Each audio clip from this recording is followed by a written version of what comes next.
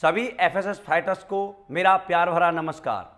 दोस्तों, आपको बताते हुए मुझे बहुत ही हर्ष महसूस हो रहा है कि आज हमारा एफएसएस सिस्टम एक नया टूल लॉन्च करने जा रहा है, जिसमें एक डेमो सीडी होगी और इस सीडी के अंदर हमने 3 पार्ट्सों को कवर किया है। सबसे पहले हमारा प्रोडक्ट प्लान होगा, दूसरा जो पार्ट होगा वो बिजनेस प्लान होगा, तीसरा जो पार्ट होगा दोस्तों फॉलोअप और ऑब्जेक्शन सॉल्यूशन होंगे। दोस्तों, इन तीनों चीज़ों को जिन लोगों ने इसमें समझाया और बताया है वो हमारे बहुत ही ग्रेट एंड ग्रेट लीडर्स हैं। दोस्तों, उनके पास बहुत बड़ी अचीवमेंट है। सबसे पहले जो प्रोडक्ट प्लान का डेमो दिया गया है दोस्तों, वो मेरे द्वारा यानी रूबी डायमंड रामवीर सिंह के द्वारा दिया गया है। इसके अलावा बिजनेस प्लान का जो डेमो है वो हमारे great and great leader mister Ruby Diamond Bhisham Chauhan ji के माध्यम से दिया गया है। और दोस्तों, फॉलोअप और ऑब्जेक्शन सॉल्यूशन का जो डेमो दिया गया है वो हमारे great and great leader mister Mahipal Singh जो हमारे ब्लू डायमंड हैं। दोस्तों, ये तीनों लोग अपने आप में बहुत ही सक्सेस हैं, लेकिन ये तीनों आपके पास नहीं आ सकते थे। आज इनके द्वारा जो नॉलेज इस सीडी में दी गई है ये आपके घर तक, आप तक बहुत आसानी से पहुंच सकती है। आपने इस नॉलेज को सही तरह से सुना, देखा और अपने जीवन में अप्लाई किया तो मैं आपको विश्वास दिलाता हूं कि इस कंपनी का जो सबसे बड़ा लेवल है ब्रांड एम्बेसडर, आप उस तक बड़े आसानी से पहुंच सकते हैं। दोस्तों, ये सीडी ही नहीं है, ये आपकी जिंदगी बदलने का वो टूल है कि आने वाले समय में आप इस केवल और केवल इस टूल के माध्यम से इतने बड़े लीडर बन सकते हो, क्योंकि इन्हीं चीज़ों को सीखकर इन तीनों लीडरों ने अपनी जिंदगी को बेहतर बनाया है। तो दोस्तों, आप सभी के लिए मेरी तरफ से all the best. Thank you, thank you. Hello sir, how are you? Fine sir. Myself Ramveer Singh, your good name? BS Bhandari नाम है सर मेरा। भंडारी सर, आपको अविनाश जी ने मेरे बारे में बताया होगा कि आज हम लाइफस्टाइल के ऊपर काम कर रहे हैं। लाइफस्टाइल का मतलब आज क्या खाना हमारे लिए अच्छा है, क्या खाना हमारे लिए ख़राब है, क्या खाने से हमारी समस्याएं होती हैं, क्या खाने से नहीं होती। इन सारी चीज़ों पर हमारी कंपनी काम करती है और घर घर जाकर इसके बारे में एजुकेशन देती है। यदि कि इंसान को ये पता लग जाए कि भाई ये मेरे शरीर के लिए अच्छी चीज़ है और ये शरीर के लिए ख़राब है, तो बहुत सारी ऐसी समस्याएं हैं जिनसे हम बच सकते हैं। तो सर, हम इसी चीज़ पर काम कर रहे हैं, लेकिन मुझे आपके बारे में बताया था कि आप कुछ अच्छा कर रहे हैं, तो मैं आपसे पूछना चाहूँगा कि आप क्या कर रहे हैं अभी? मैं सर टीचर हूँ कॉन्वेंट स्कूल में। सर, बहुत अच्छा सर, आप टीचर हैं। टीचर का जो काम होता है वो बहुत ही अच्छा होता है। हजारों बच्चे जो आसमान को छूते हैं, उनके पीछे कहीं ना कहीं ये गुरु का हाथ होता है। तो ऑलरेडी सर आप अपनी ज़िंदगी में सक्सेस हैं, मैं उसके लिए आपको बधाई देना चाहूँगा। Thank you. उसके बाद अपनी कंपनी के बारे में बताना चाहूँगा सर। हमारी कंपनी का नाम एस्क्लेपियस वेलनेस प्राइवेट लिमिटेड है, जिनका जन्म 9 नवंबर 2014 को द्वारका सेक्टर 19 न्यू दिल्ली में हुआ है। अच्छा। और आज ऑल ओवर इंडिया में 30 ब्रांच काम करती है। हमारी कंपनी कॉर्पोरेट अफेयर्स में रजिस्टर्ड है, इसके अलावा ISO सर्टिफाइड है। इसके अलावा गवर्नमेंट के द्वारा जितने भी लीगल डॉक्यूमेंट की ज़रूरत होती है वो सारे हमारी कंपनी के पास हैं। और भारत सरकार द्वारा डायरेक्ट सेलिंग की जो गाइडलाइन जारी की गई हैं उसके अनुसार हमारी कंपनी कंज्यूमर अफेयर्स में भी रजिस्टर्ड है। हमारी संस्था लाइफस्टाइल को सुधारने का काम करती है। लाइफस्टाइल को हम तभी सुधार सकते हैं जब हमें उसकी जानकारी हो। सही है? तो ये जानकारी मैं एस्क्लेपियस वेलनेस की प्रेजेंटेशन बुक के माध्यम से आपके साथ शेयर करना चाहूंगा। अब हेल्थ की बात आती है, मैं आपको थोड़ा सा पीछे लेके चलना चाहूंगा। आपके दादाजी के जमाने में आपने देखा होगा उस टाइम के जो लोग होते थे वो हेल्थ में हमसे कई गुना ज्यादा अच्छे होते थे। 60-70 साल की उम्र तक हट्टे कट्टे रहते थे और उसके बाद थोड़े बहुत बीमार होते थे तो अपने घर में देसी इलाज या किसी वैद्य के माध्यम से अपने आप को ठीक करते थे।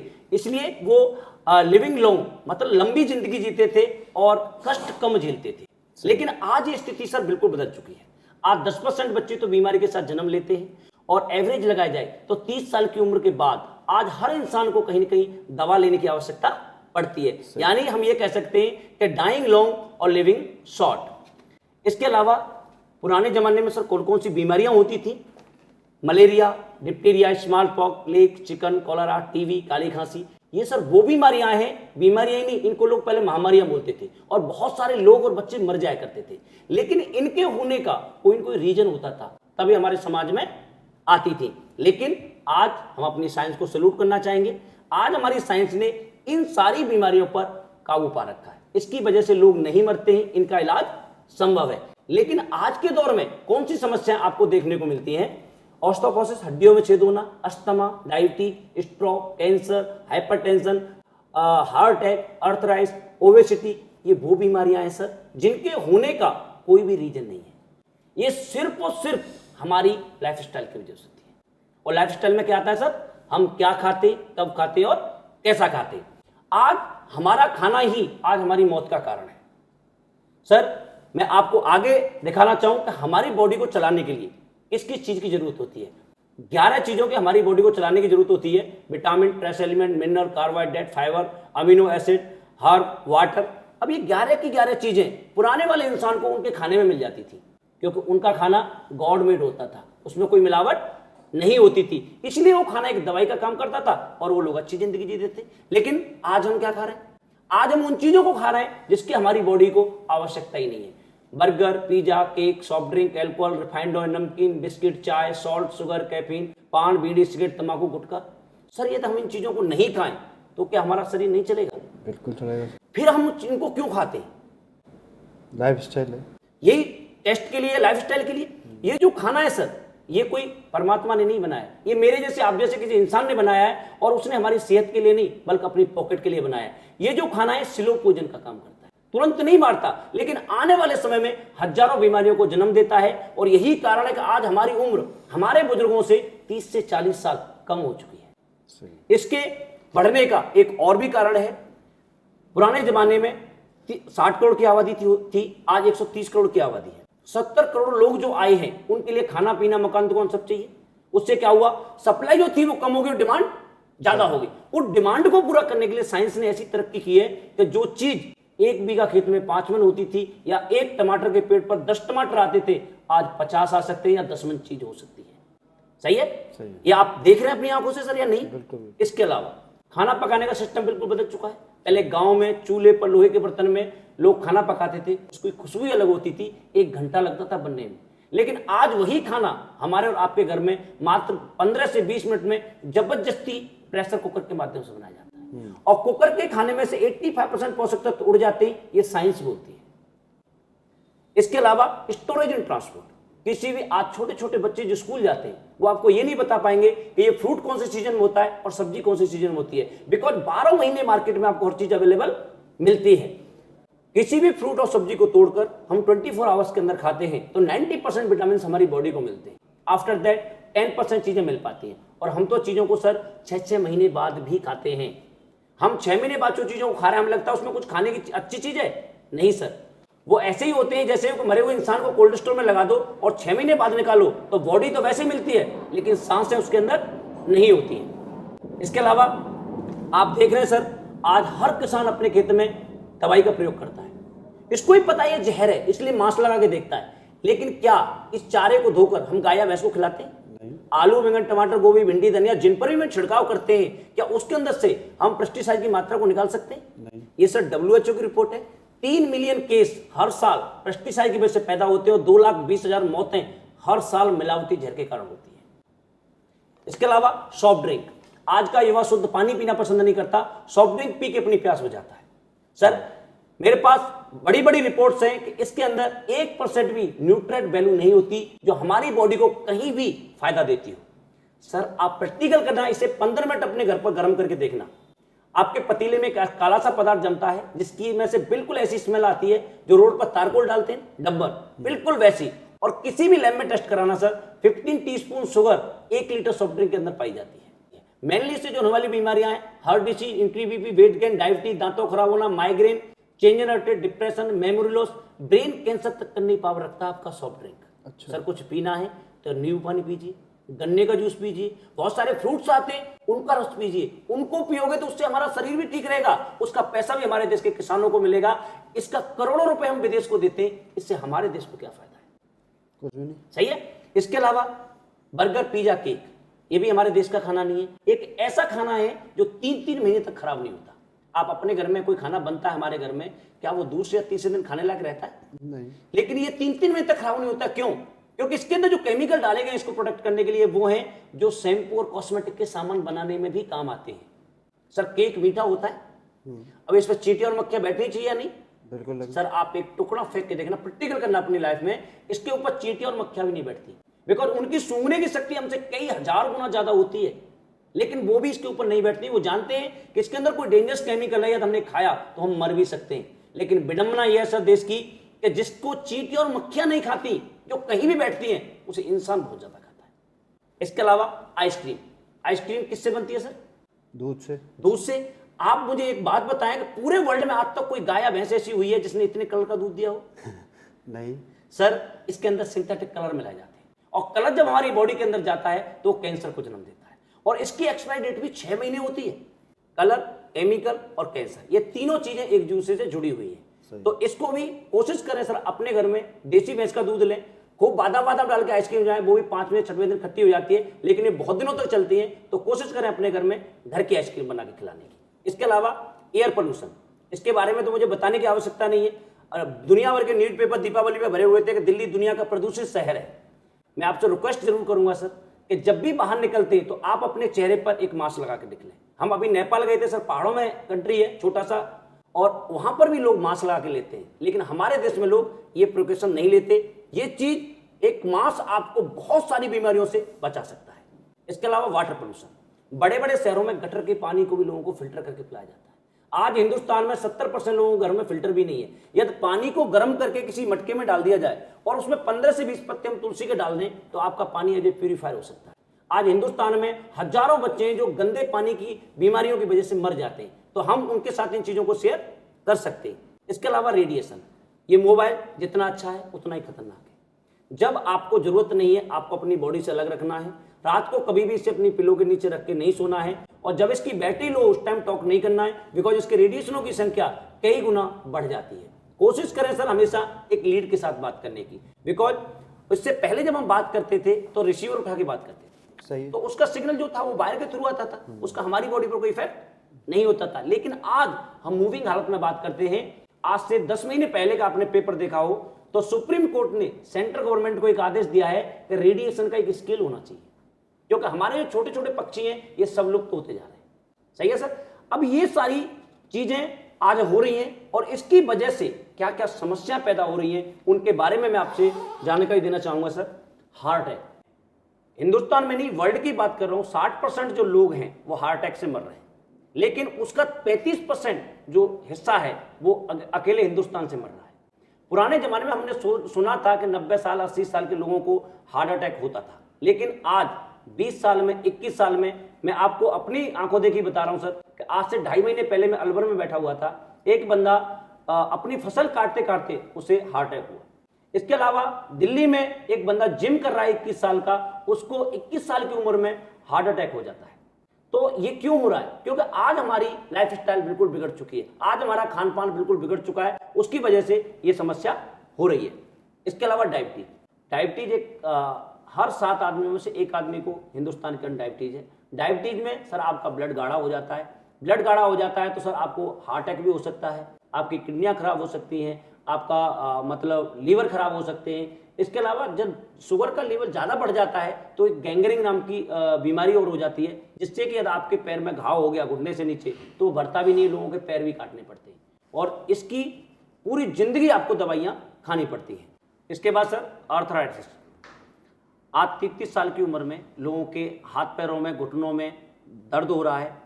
बहुत सारे लोग हैं, पूरे यूरोप और नॉर्थ अमेरिका के में जितने केस हैं उससे भी ज़्यादा अकेले भारत के अंदर पाए जा रहे हैं। आज बहुत कम उम्र में कमर का दर्द हो जाना, घुटनों में होना, ये बहुत ज़्यादा बीमारी आज बढ़ रही है। लोगों के सही खान पान न होने की वजह से आज हमारे लिगामेंट टूट रहे हैं, हमारे जॉइंटों में पेन दिखाई दे रहे हैं, ये बहुत समस्या हिंदुस्तान के अंदर है। इसके अलावा ओबेसिटी, आने वाले 10 साल में 50% शहरी पॉपुलेशन मोटापे की शिकार होगी। सही है, क्योंकि आज हमारा खान पान इतना बिगड़ा हुआ है जिसकी वजह से हम हर चौथे पांचवें आदमी को देख रहे हैं तो वो मोटापे से ग्रसित होता है, और मोटापा अपने आप में एक बहुत सारी बीमारियों को जन्म देता है। इसके अलावा हाइपरटेंशन, बीपी। आज से 25-30 साल पहले क्या बीपी की कोई बीमारी होती थी? लेकिन आज इस 35% स्कूल के बच्चों को भी बीपी की प्रॉब्लम है।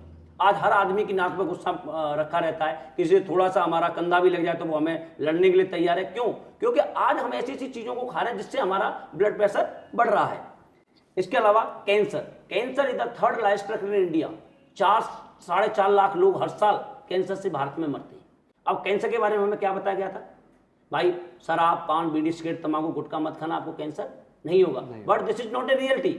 आज आप किसी भी कैंसर के हॉस्पिटल में जाके देखते हैं, 2 साल, 10 साल, 20 साल, लेडीज, जेंट्स, किसी को भी किसी भी उम्र में कैंसर देखने को मिलता है। जिन्होंने इन चीजों को नहीं खाया उनको भी कैंसर है, क्योंकि आज हम इतनी ज्यादा चीजें पेस्टिसाइड की और अपनी लाइफस्टाइल को खराब कर चुके हैं कि किस बच्चे को कहां कैंसर हो जाए किसी को पता नहीं होता सर। इसके अलावा ऑस्टियोपोरोसिस, हड्डियों में छेद होना, इसमें सॉफ्ट ड्रिंक बहुत बड़ी भूमिका निभाती है, लेकिन ये प्रॉब्लम लेडीजों के अंदर ज्यादा होती है। बिकॉज जब उनकी डिलीवरी होती है तो बहुत सारा ब्लड और कैल्शियम उनकी बॉडी से आउट हो जाता है, और उसे पूरा करने के लिए जिन जिन चीजों को खाना चाहिए वो प्रॉपर मात्रा में मिल नहीं पाती है। इसके अलावा गायनोलॉजिकल प्रॉब्लम, ये बहुत ज्यादा है हिंदुस्तान में सर। पुराने जमाने में लेडीजों को जो पीरियड होता था वो 15 साल से लेकर 60 साल की अवस्था तक होता था, जो आज 10 से 11 साल में देखने को मिलता है। क्या 10 साल का बच्चा इस शारीरिक परिवर्तन के लिए तैयार होता है? लेकिन आज हमारी खान पान की वजह से ये प्रॉब्लम है।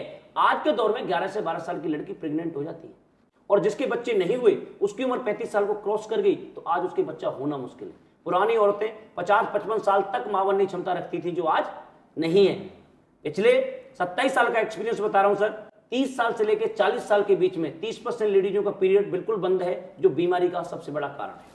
इसके अलावा लीवर, आज 30,000 से ज्यादा लोग इंडिया में लीवर की वजह से मर जाते हैं, चाहे वो केमिकल वाला खाना खाते हैं या ड्रिंक बहुत ज्यादा करते हैं या पेन किलर का बहुत यूज करते हैं। इसके अलावा स्टोन प्रॉब्लम, आज 100 में से लगभग 1 इंसान हमें ऐसा देखने को मिलता है जिसको या तो पथरी की समस्या होती है या किडनी से रिलेटेड कोई न कोई उसे प्रॉब्लम है। इसके अलावा एलर्जी एक बहुत ही तेजी से बढ़ने वाला रोग आज हमारे पास हो रहा है। एक हमारे डॉक्टर है रूवी, जिनका एक सर्वे है कि 2050 में हमारी जो आने वाली जनरेशन है वो 50% एलर्जी के शिकार होंगे, और ये ज्यादातर पानी और प्रदूषण की वजह से होता है। अब सर ये सारी चीजें तो भंडारी सर हमारी लाइफ में आ चुकी है, यही हमारी लाइफ स्टाइल है, यही हमारा खाना पीना है, यही हमारा रहन सहन है, यही हमारा सोना उठना है, और इन्हीं परेशानियों से हमारा समाज आज जूझ रहा है। अब हम बीमार होते हैं तो हम किसके पास जाते हैं? डॉक्टर्स के पास। डॉक्टर्स क्या देते हैं सर हमें? दवाइयां। आज उन दवाइयों की क्या हालत है उसकी मैं आपको एक क्लिप दिखाना चाहूंगा जी न्यूज चैनल की, जो गंगाराम हॉस्पिटल का सर्वे है 77,000 पेशेंटों का 2001 से लेकर 2009 का। तो सर ये देखिए उसका सर्वे।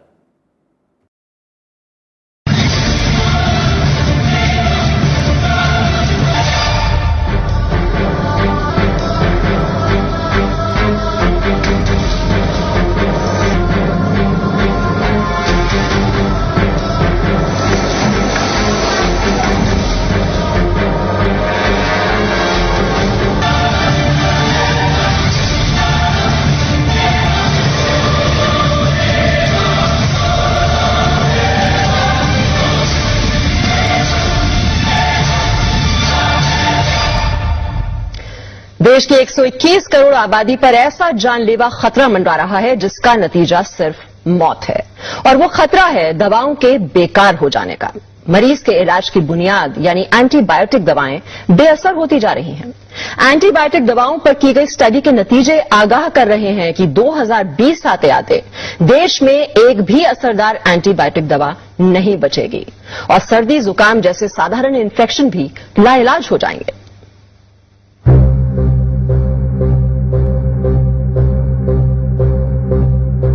देश की 121 करोड़ आबादी पर ऐसा जानलेवा खतरा मंडरा रहा है जिसका नतीजा सिर्फ मौत है, और वो खतरा है दवाओं के बेकार हो जाने का। मरीज के इलाज की बुनियाद यानी एंटीबायोटिक दवाएं बेअसर होती जा रही हैं। एंटीबायोटिक दवाओं पर की गई स्टडी के नतीजे आगाह कर रहे हैं कि 2020 आते आते देश में एक भी असरदार एंटीबायोटिक दवा नहीं बचेगी, और सर्दी जुकाम जैसे साधारण इन्फेक्शन भी लाइलाज हो जाएंगे।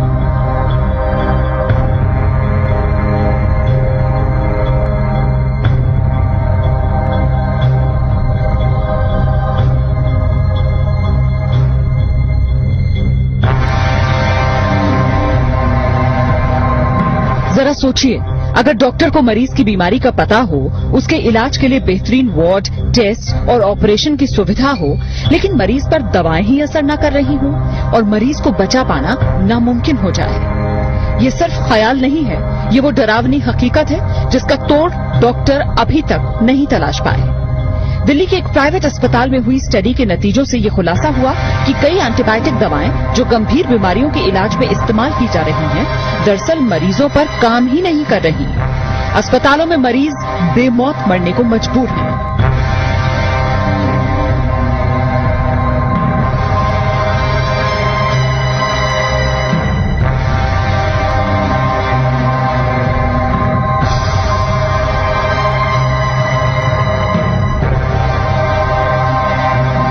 अगर हम डिस्क्रीट अब ना हो, अगर हम ये इस पे ध्यान ना दें, तो हो सकता है इवन बिफोर 2020 हमारे पास एंटीबायोटिक्स होना या न होने का कोई मतलब ना हो।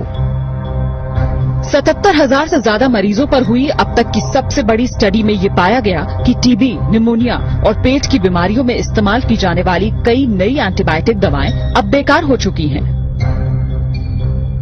टीबी के इलाज के लिए दी जाने वाली दवा 2002 में तकरीबन 98% मरीजों पर काम कर रही थी, जबकि 2009 में ये सिर्फ 48% मरीजों पर ही कारगर साबित हो पाई। निमोनिया और सांस की तकलीफ के लिए दी जाने वाली एंटीबायोटिक दवा 2002 में 25% मरीजों पर काम कर रही थी, लेकिन 2009 में ये दवा महज 3% मरीजों के काम के लायक ही रह गई थी। सर्जरी कराने वाले मरीजों में होने वाले इन्फेक्शन को रोकना चुनौती बन गया है। अनुमानित आंकड़ों के मुताबिक देश के हर अस्पताल में हर हफ्ते 1 से 2 मरीजों की मौत सिर्फ इसलिए हो जाती है क्योंकि एंटीबायोटिक दवा बेकार साबित हो गई। अभी से दिक्कत होनी शुरू हो गई है। कई बार हमारे पास ऐसे मरीज आते हैं जहां कि हमारे पास कोई एंटीबायोटिक रह ही नहीं जाता है, तो हम लोगों को लगता है कि कई बार पेरिफेरल सेंटर से हमारे पास आए क्यों है, क्योंकि हमारे पास कोई दवाई नहीं रह जाते। तो कई बार लोग सेप्सिस में मारे जा रहे हैं आजकल, और ये दवाई प्रॉब्लम तो अभी से शुरू हो गई है और ये बढ़ने ही वाली है, क्योंकि जो नए एंटीबायोटिक्स हैं वो इन द होराइजन बहुत ही कम है। राजधानी के सर गंगाराम अस्पताल में 2001 से 2010 के बीच भर्ती हुए 77,000 मरीजों पर यह स्टडी की गई। अस्पताल में रहने के दौरान उन्हें जो दवाएं दी गईं, उनके आधार पर ये नतीजा सामने आया कि कई दवाएं 40% मरीजों पर तो कई 97% मरीजों पर काम नहीं कर पाई। यानी देश की 3% आबादी को छोड़ दिया जाए तो बाकी सब पर जान का खतरा मंडरा रहा है। मौजूदा एंटीबायोटिक दवाएं अगर इसी तरह बेअसर होती रही तो क्या बहुत से मरीजों को बेमौत मरने के लिए मजबूर होना पड़ेगा? इस सवाल का जवाब वाकई डराने वाला है, क्योंकि डॉक्टरों की राय में बहुत से मरीज इन्फेक्शंस की वजह से सिर्फ इसलिए जान गंवा रहे हैं क्योंकि अब उन पर वो दवाएं काम नहीं कर रही जिनके जरिए कुछ साल पहले तक वो बीमारी का इलाज कर पा रहे थे। पूजा मक्कड़, जी न्यूज, दिल्ली। तो सर आपने देखा आज हमारे ऊपर एंटीबायोटिक दवाएं काम नहीं कर रही, क्योंकि आज हमारे खाने पीने की वजह से जो एंटीबायोटिक हमारी बॉडी के अंदर आ रहा है उससे ज़्यादा एंटीबायोटिक ऑलरेडी हमारी बॉडी के अंदर अवेलेबल होता है। डॉक्टर जिस लेवल के एंटीबायोटिक देते हैं उससे ज़्यादा एंटीबायोटिक ऑलरेडी हमारी बॉडी के अंदर अवेलेबल होता है। और दवाइयाँ काम करने की लाइफस्टाइल हमारी ऐसी है, अब हमें अच्छी ज़िंदगी के साथ जीना है तो क्या करें, सही है। तो उसके लिए मैं कुछ एडवाइस आपके साथ शेयर करना चाहूँगा। जैसे कि सुबह जगकर कभी भी खाली पेट चाय नहीं पीनी चाहिए, वो एक जहर का काम करती है। सुबह जगकर आपको हल्का सा गुनगुना पानी नीचे जमीन में बैठकर पीना है। क्यों? क्योंकि हमारे बुजुर्ग बताते हैं कि आपके कहीं दाद हो जाए तो अपनी थूक लगा लेना, आपका दांत ठीक हो जाता है। जितने भी जानवर हैं ये कट पिट जाते हैं, क्या इनका कोई इलाज करता है? ये अपने चाटते हैं और ठीक हो जाते हैं। यानी हमारी जो लार होती है वो हमारी बॉडी के लिए बहुत बड़ा एंटीबायोटिक का काम करती है, सही है। और पानी जब हमने पिया है तो पानी हमारी बॉडी को डिटॉक्सिफाइड करता है, उससे हमारा पेट बहुत अच्छा साफ होगा, सही है। और पानी पिया है तो सर पानी एक ऐसी चीज है कि जिससे आपके कभी जॉइंट पेन नहीं हो सकता, जिसका एलोपैथी में कोई इलाज नहीं है। वो बीमारी, लाइलाज बीमारी आपके पानी पीने से नहीं हो सकती। और पानी पिया तो पानी आपकी बॉडी को डिटॉक्सिफाइड करता है, तो आपका पेट बहुत अच्छा साफ होगा। और पेट साफ हो गया तो 90% बीमारियों का संपर्क आपकी पाचन शक्ति से होता है, सही है। खाना खाने के तुरंत बाद कभी भी पानी नहीं पीना 1 घंटे तक। क्यों?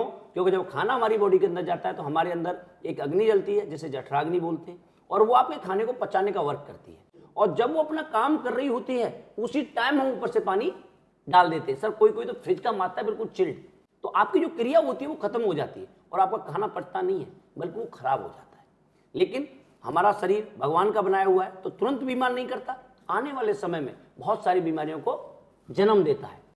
फ्रूट और सब्जियां बाहर से लाते हैं, उन्हें पहले गर्म पानी में धोएं, क्योंकि आज उनके अंदर इतना ज़्यादा पेस्टिसाइड आता है, यदि हम गर्म पानी में धोएं तो बहुत मात्रा में वो कम हो जाता है। इसके अलावा किचन, सर किचन इतनी इंपॉर्टेंट चीज़ है हमारे घर की कि यदि इसको हमने शुद्ध कर लिया तो मैं कह रहा हूँ हजारों लाइफस्टाइल की जो उससे होने वाली जो परेशानियां हैं वो दूर हो सकती हैं। किचन नहीं, वो एक मतलब बहुत बड़ा आयुर्वेद होता है हमारे घर का। जैसे आपके किचन में जितने भी एल्यूमिनियम के बर्तन हैं इन सबको निकालो, पहले तो लोहे के बर्तन लाओ, तांबे के बर्तन लाओ, जो हमारे लोग पहले यूज करते थे उनको